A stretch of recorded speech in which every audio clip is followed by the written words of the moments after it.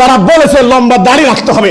আমি বলেছি লম্বা দাড়ির কথা কোরআনে নাই, আমি ছোট দাড়ি রেখেছি, এজন্য আমি মুসলমান থেকে আউট হয়ে যাই না। তারা বলেছে নারীরা ঘর থেকে বের হতে পারবে না, আমি বলেছি নারীদের অধিকার রয়েছে, তারা জুমার নামাজে আসবে, এজন্য তারা আমাকে কাফের ফতোয়া দিতে পারে না। আমি ইসলাম নিয়ে দাঁড়িয়েছি, আমি কোরআন নিয়ে দাঁড়িয়েছি।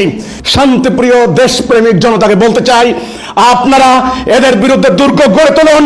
কেউ দুর্বল হবেন না, কেউ হতাশ হবেন না। এদের সংখ্যা বেশি নয়, এরা উগ্রবাদী। এরা মনে করেছে মিথ্যা গুজব রটনা করে দিয়ে যাকে তাকে হামলা করা যায়। আমি সেরকম নই, আমি কোনো রাজনীতি করি না, আমি দেশের কল্যাণে কাজ করেছি।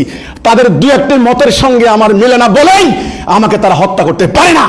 যারা দেশকে ভালোবাসেন, মাটিকে ভালোবাসেন, উগ্রবাদকে ঘৃণা করেন, বাংলাকে ভালোবাসেন, আপনারা আসুন, ঐক্যবদ্ধ হন।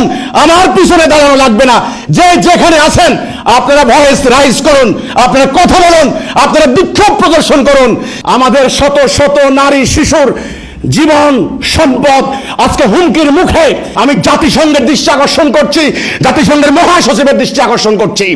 আমার বক্তব্য ইনশাআল্লাহ সারা দুনিয়ার মানুষ একদিন জানবে হিজবুত তাওহীদ নামক একটা নির্দোষ নিরপরাধ এই সদস্যের উপরে, আন্দোলনের উপরে কি অত্যাচার চলছে বাংলার জমিনে।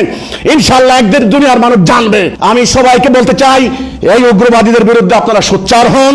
এদের অপপ্রচারে, এদের হুমকিতে আপনারা প্রভাবিত হবেন না। হিজবুত তাওহীদ প্রকৃত ইসলামের কথা বলে। ইনশাআল্লাহ কলেমা তাওহীদ, লা ইলাহা ইল্লাল্লাহ, আল্লাহর বিধান ছাড়া কারো বিধান মানি না, এই আমার বক্তব্য থাকবে ইনশাআল্লাহ।